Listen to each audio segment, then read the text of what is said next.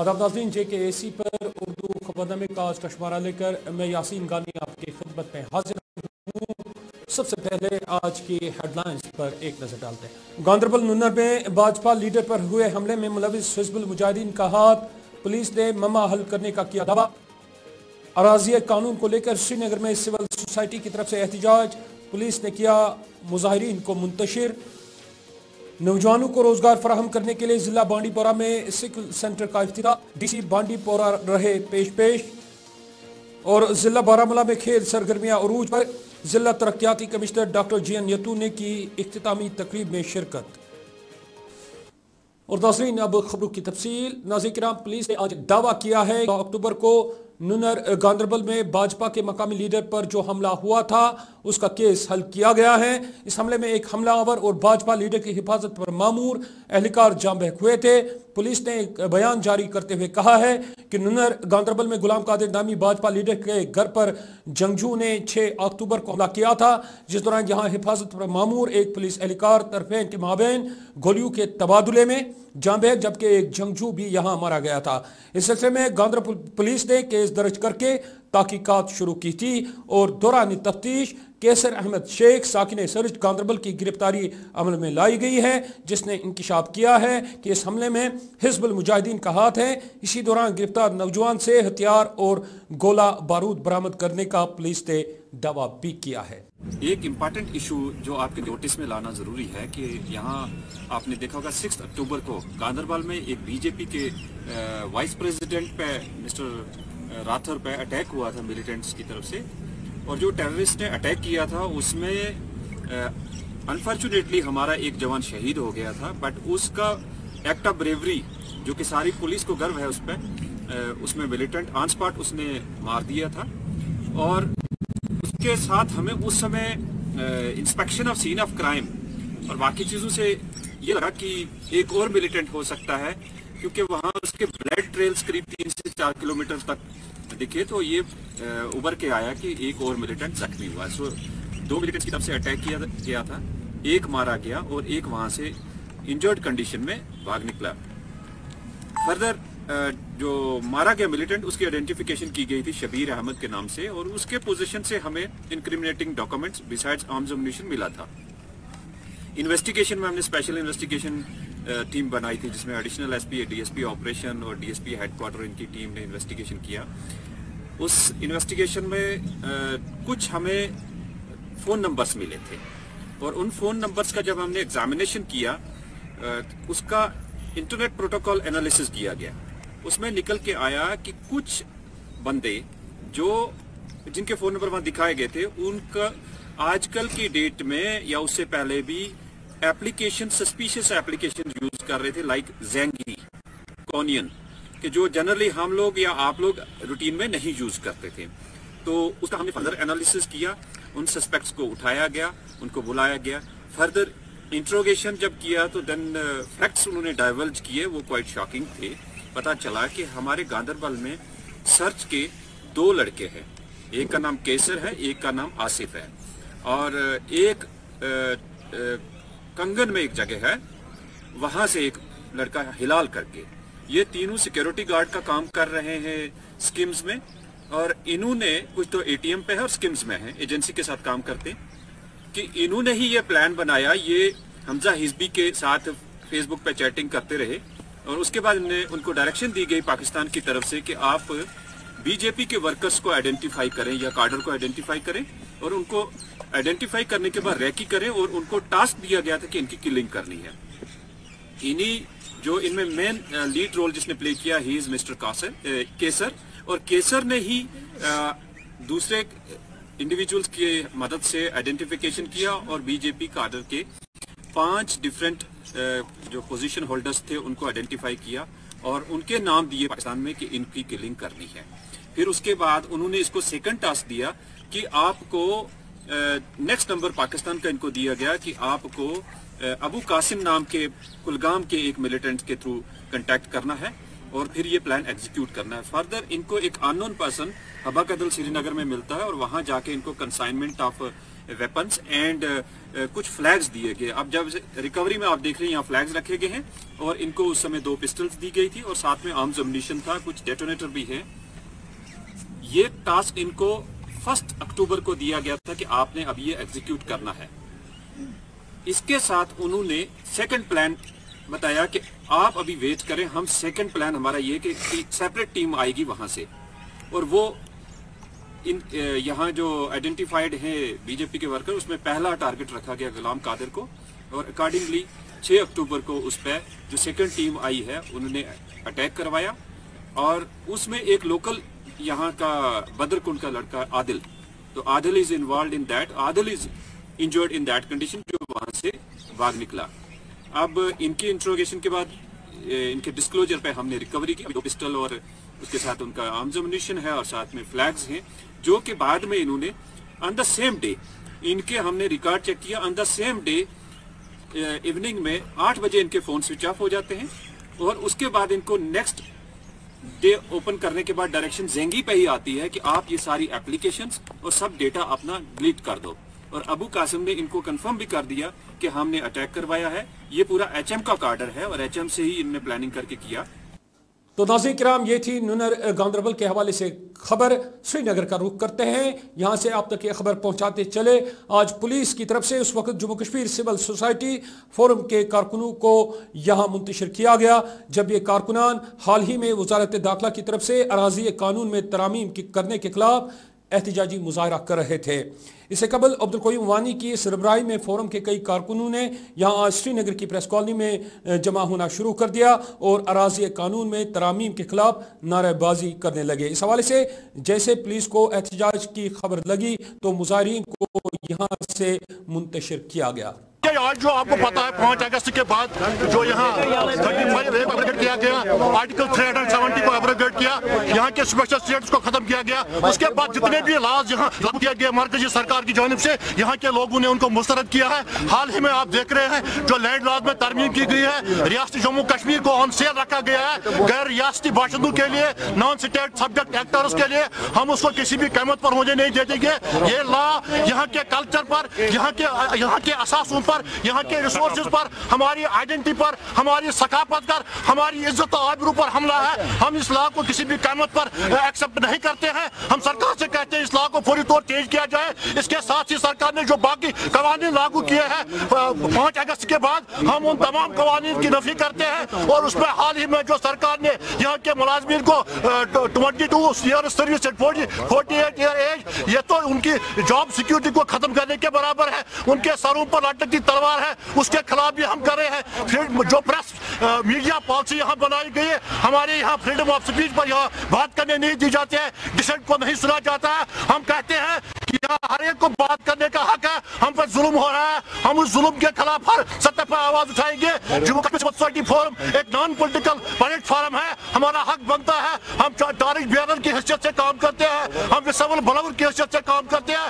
हम अपने लोगों को कह देंगे ये जो हमला है ये सिर्फ जम्मू कश्मीर के लोगों के सकाफत पर, यहाँ के असासों पर, यहाँ के रिसोर्सेज पर हमला नहीं, बल्कि जम्मू के डोगरों की शिनाख्त पर भी हमला है, लद्दाख के बौद्धों की शिनाख्त पर भी हमला है, करगिल के लोगों की शिनाख्त पर भी हमला है, हमारे असासों पर हमारा हमला है, हमारी तहजीब तमद्दुन पर हमला है। हम उसको किसी भी कीमत पर होने नहीं दे देंगे और यहाँ जम्मू कश्मीर के हर बासिंदे से हमारी यही गुजारिश है, हम वो इस कानून को इम्प्लीमेंट होने नहीं दे देंगे। हमारा हर वक्त जो हमारा दर्द है, हमारी बात होती है लॉजिक पे होती है, लॉजिक पे हम बात करते हैं। आपके माध्यम से हम रियासती सरकार से ये कहना चाहते हैं वो गुंडागर्दी और जो दो जवाब की पॉलिसी तय करे, डिसेंट को सुने, ये काले कानून को वापस ले ले। जो यहाँ बात करने का हक है, हमें हक दिया जाए, हमारी बात को सुनना पड़ेगा, आज नहीं तो कल सुनना पड़ेगा। हम हमारे लोग जो यहाँ है ये दमू खुद हुए हैं, प्रेशर टैक्टिक्स के जरिए साइकोलॉजिकली उनको प्रेशराइज किया जाता है, लेकिन हम वो मानने के लिए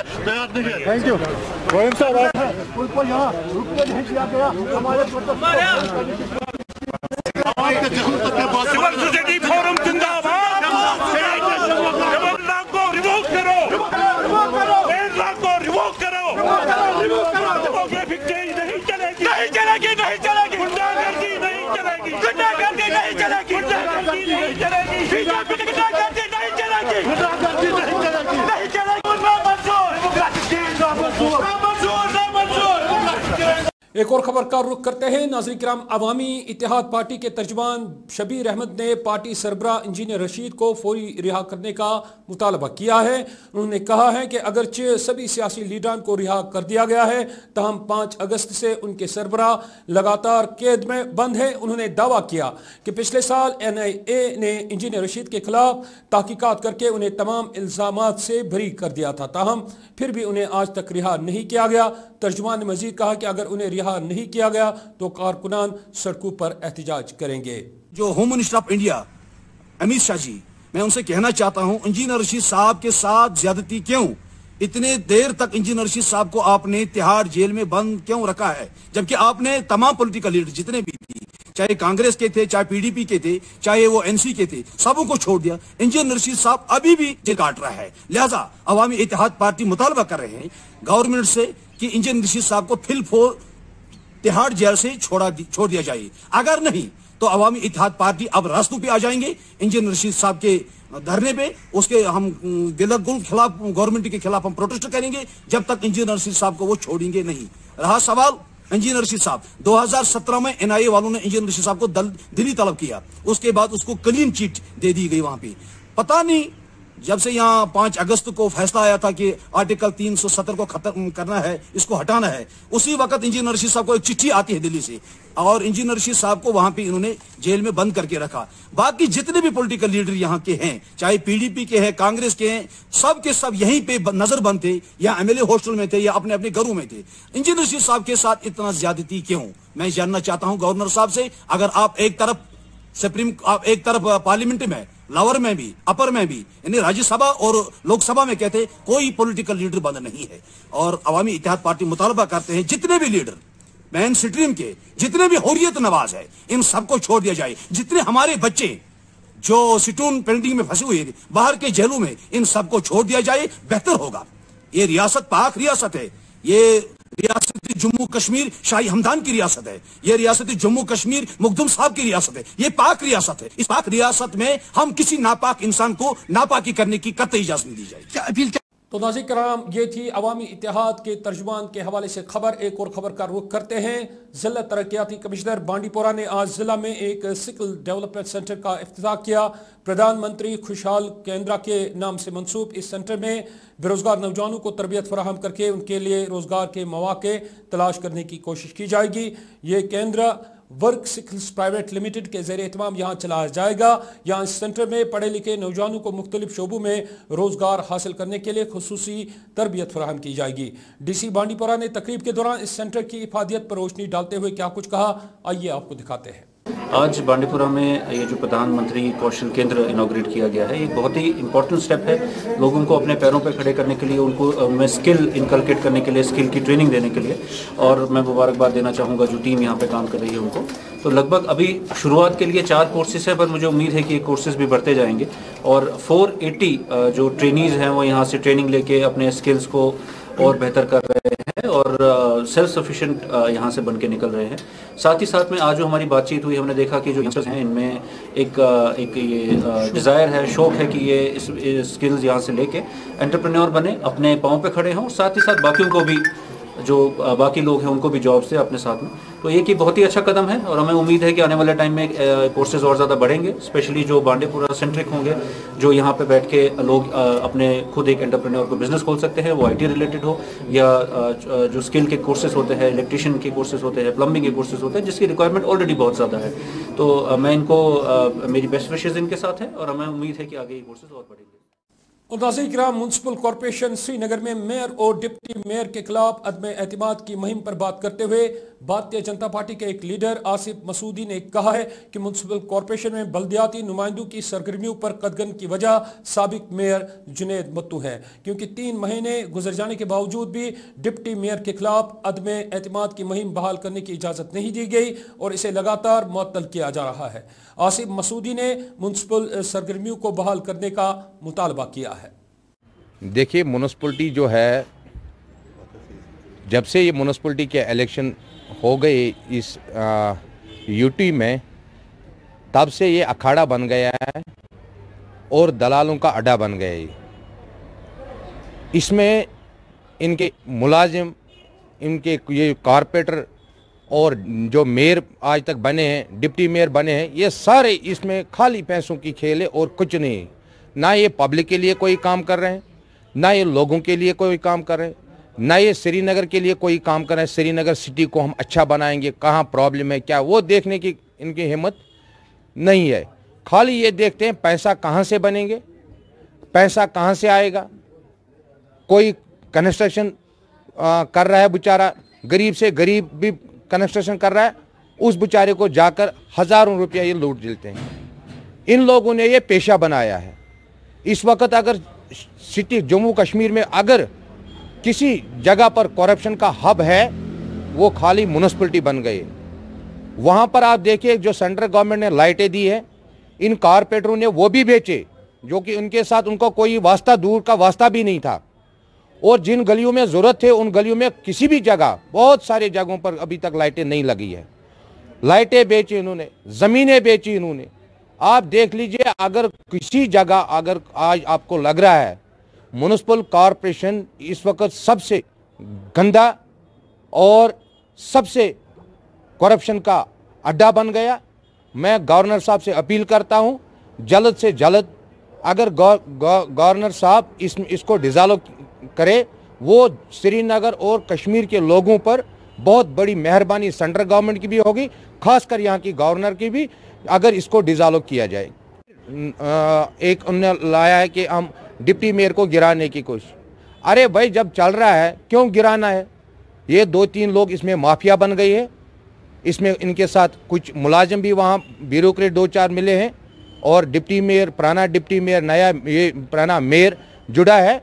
इन लोगों को यही काम है, ये खाली पैसों का खेल है और कुछ नहीं। कारपोरेटरों को 2 लाख 3 लाख मिलते हैं वोट के लिए, वो यही काम करते हैं। हर महीने ये हम यही मुसीबत होती है और ये ड्रामाबाजी करते हैं। इनने शहर श्रीनगर को बर्बाद करके रखा है। मैं फिर आपके माध्यम से एलजी साहब और चीफ सेक्रेटरी साहब से अपील करता हूँ, खुदा के लिए, भगवान के लिए इसको डिसॉल्व किया जाए। एक और खबर का रुख करते हैं। नाज़रीन, पीडीपी के सीनियर लीडर खुर्शीद आलम ने अपने ताज़ा बयान में कहा है कि इसमें कोई शक नहीं कि तिरंगा झंडा मुल्क की एक अजीम निशानी है। तमाम जम्मू कश्मीर के झंडे को जिस तरह तस्लील करने की कोशिश की गई वो काबिल कबूल नहीं है। उन्होंने मजीद कहा कि उनकी पार्टी जम्मू कश्मीर की खुसूसी हैसियत बहाल करने के लिए अपनी जद्दोजहद जारी रखेगी। कि महबूबा जी ने जो बातें करी है वो इसलिए उनको कड़वी लग रही है कि वो रियासत जम्मू कश्मीर के लोगों के जज्बात और एहसासात की तर्जुमानी कर रही हैं।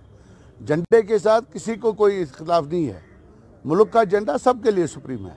लेकिन ये बात भी अपनी जगह है कि रियासत जम्मू कश्मीर को जो आईन हिंद ने जो झंडा दिया था, अगर उसकी तस्लील की जाती है, that equally pains the people. जहाँ हम ये चाहेंगे, जहाँ हम सबकी ये तवक्का होनी चाहिए, हम सब का ये होना चाहिए मुल्क के झंडे की इज्जत हो, वहाँ जो हिंदुस्तान के आईन ने रियासत जम्मू कश्मीर को जो झंडा दिया था, उसकी जो तस्लील की गई, उस आईन को जो खिलवाड़ किया गया गैर कानूनी तरीके से, जो 370 को उखाड़ दिया गया, यहाँ के लोगों के जज्बात को मसल दिया गया, तो वो बातें वो बात सामने नहीं ला रहे हैं। एक टायरेट पैदा कर रहे हैं कि आप देखिए किसी भी अहकामात में जो भी आजकल आ रहे हैं, जो फरमान शाही कर रहे हैं, रियासत जम्मू कश्मीर के लोगों की तस्लील नफसियाती तौर पे उनके खिलाफ एक जंग लड़ी जा रही है। आप बिहार इलेक्शन में भारतीय जनता पार्टी का नैरेटिव देख लीजिए, वो रियासत जम्मू कश्मीर के लोगों की गर्दनों पे उनके जज्बात, उनके एहसासात और उनकी नफसियात को ब्लैकमेल करके वहाँ पे वोट मांग रहे हैं। वो रियासत जम्मू कश्मीर को एक बलि का बकरा बनाकर बिहार के लोगों को ल्यूर कर रहे हैं, सामने ला रहे हैं, अपने वोट मांग रहे हैं। तो ये तस्लील रियासत जम्मू कश्मीर की किसी भी साहिब होश को कबूल नहीं हो सकती। पीपल्स डेमोक्रेटिक पार्टी तर्जुमान है, महबूबा मुफ्ती यहाँ के लोगों के जज्बात की धड़कन है, उसकी ये जिम्मेदारी है कि वो लोगों के जज्बात की तर्जुमानी करे, और वो बेहतर तरीके से कर चुकी है और कर रही है। और जो लोग शोशे फैला रहे हैं, आपने भारतीय जनता पार्टी के शोशे, मरोड़ तोड़ मरोड़ के बातों को पेश करना, हवाएं पैदा कर देना, ये बातें गवर्नमेंट ऑफ इंडिया को ये बात समझनी चाहिए, अरबाब इक़्तिदार को दिल्ली में बैठकर ये बात समझनी चाहिए कि रियासत जम्मू कश्मीर के कोर इशू को एड्रेस करने के लिए रियासत जम्मू कश्मीर के तमाम स्टेक होल्डर्स को ऑन बोर्ड लेना होगा।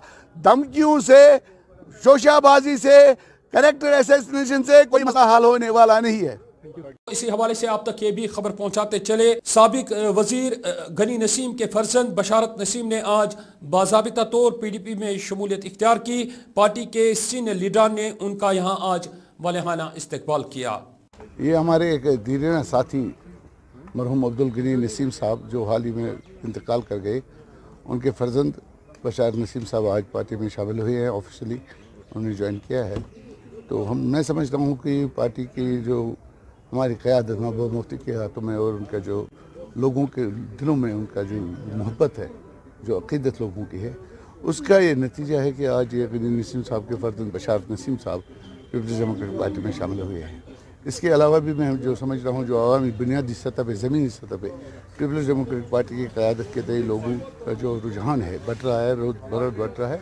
लोग इस तंजीम के साथ जुड़ रहे हैं, इसकी क़यादत महबूबा जी के साथ जुड़ रहे हैं और लोग समझते हैं कि महबूबा मुफ्ती जो स्टैंड लिए हुए हैं रियासत जम्मू कश्मीर के मफादात के तई, जिस तरीक़ा का उन्होंने मुज़ाहरा किया है पिछले दिनों में, जिस तरीके से गवर्नमेंट ऑफ इंडिया ने उनके साथ जो सलूक इख्तियार किया, 14 महीने 15 महीने इनको बंद रखा, कैदबंद में रखा, और उसके बावजूद जेल में रहने के बावजूद जो उनका रिजल्ट सामने आया, जो उनकी संजीदगी मामलात के तई सामने आई है, लोग जोग दर जोग पीपल्स डेमोक्रेटिक पार्टी के प्रोग्राम और इस तंजीम के साथ जुड़ रहे हैं। मुझे इसमें बड़ी खुशी महसूस हो रही है कि आज हमारे नसीब साहब के फर्जंद हमारे साथ शामिल हुए हैं। मैं समझता हूँ एक खुशहाल बात है, एक अच्छा शगुन है तंजीम के लिए। मैं बशारत नसीम हूँ। तो मेरे पापा अब्दुल गनी नसीम जिनकी डिमाइज हुई है रिसेंटली, तो मैं उनका बेटा हूँ। तो वो तो इसी पार्टी से मुंसलिक थे। तो इस वक्त मैंने सोचा कि मुझे ये स्टैंड रखना चाहिए। एक और खबर का रुख करते हैं। नाज़रीन, लेबर कमिश्नर ऑफिस के बाहर आज दर्जनों वर्करों ने अपना एहतजाज रकम किया। ये वर्कर फॉर्म भरने की तारीख में तवसी का मुतालबा कर रहे थे। अगरचे वर्करों को हुक्मनामे के मुताबिक 31 अक्टूबर तक अपनी दरख्वास्तें मज़कूरा ऑफिस में जमा करानी मतलूब थी, तमाम ऐसे बहुत सारे वर्करों ने आज ऑफिस के बाहर फॉर्म जमा कराने के लिए तारीख में तवसी का मुतालबा किया, जिन्होंने वक्त पर अपनी दरख्वास्तें जमा नहीं कराई। आगे हमारी ये फाइलें हैं, लेबर कमिश्नर के पास आते हैं, ये फाइलें हमारी आज कल करते करते टाल मटोल करते करते तो डेट ही इन्होंने ख़त्म कर दी। आप परसों आए, हम इन्होंने बोला कि आप सोमवार को आना, सोमवार को हम पकड़ेंगे फाइलें। इस वक्त क्या धक्के खा रहे हो यहाँ।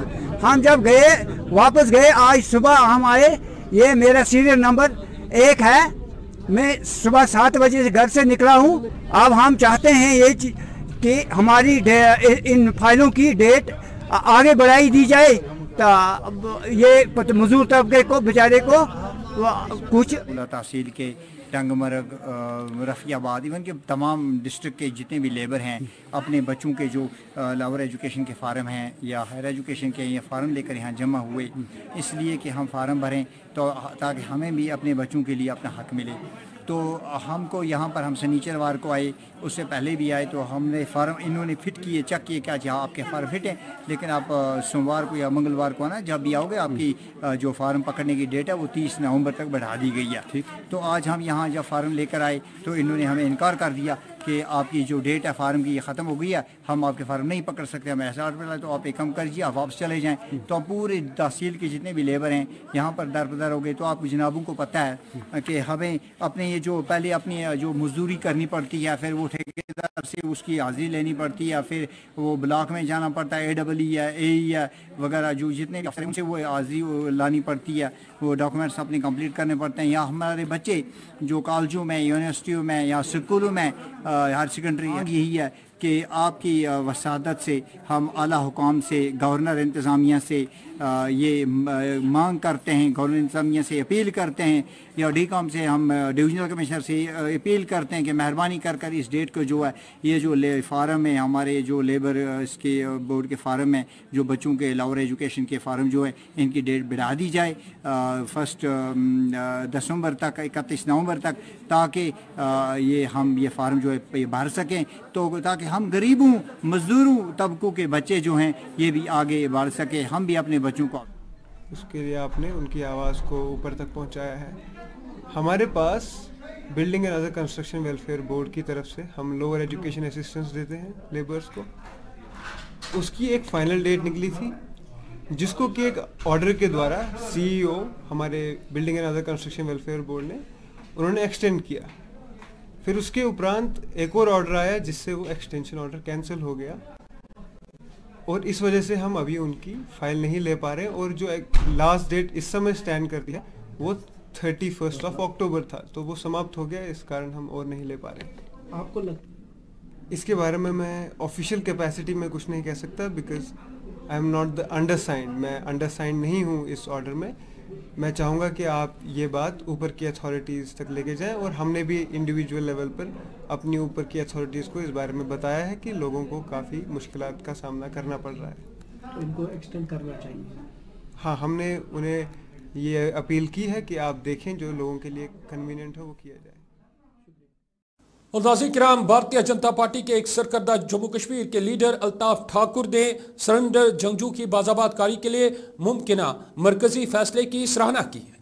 अपने बयान में अल्ताफ ठाकुर ने कहा है कि साबिक जंगजुओं और फौजी ऑपरेशन के दौरान सरेंडर जंगजू की बाज़ाबातकारी के लिए जो मरकज़ की तरफ से पॉलिसी मुरतब दी जा रही है, ये एकदम खुश आइंद है और वो इसका इस्तकबाल करते हैं। एक नज़र पॉजिटिव चेंजेस अब यहाँ देखने को मिल रही है। जैसे पिछले 4-5 एनकाउंटर्स में कुछ लोगों ने सरेंडर कर दिया और आर्मी के या पुलिस के हवाले अपने आप को कर दिया और वेपन छोड़ दिया, और ये बहुत अच्छी पॉलिसी है। देखिए, जो लोग दहशत को छोड़ के या आतंक को छोड़ के कौमी लोहलंगर में, कौमी दायरे में आना चाहते हैं, उनके लिए ऐसी रिहैबिलिटेशन पॉलिसी पहले भी गवर्नर साहब ने कहा था और आज भी फिर एक बार सुनने को एक अच्छी पॉलिसी है। देखिए, कुछ लोग हैं जो लोकल है, या जैसे कि पुलिस यहाँ लोकल उसको सरेंडर करने का मौका देते हैं, बहुत अच्छी पॉलिसी है। मैं समझता हूँ कुछ नौजवानों को जिनको गुमराह किया जा रहा है, जिनको हिप्नाटाइज किया जा रहा है कि जहद के नाम पे, इस्लाम के नाम पे, मज़हब के नाम पे, और जब वो जाते हैं तो उनको ये समझ आता है कि हम गलत रास्ते पे चले। अगर उनको एहसास होता है कि हम गलत रास्ते पे जा रहे हैं,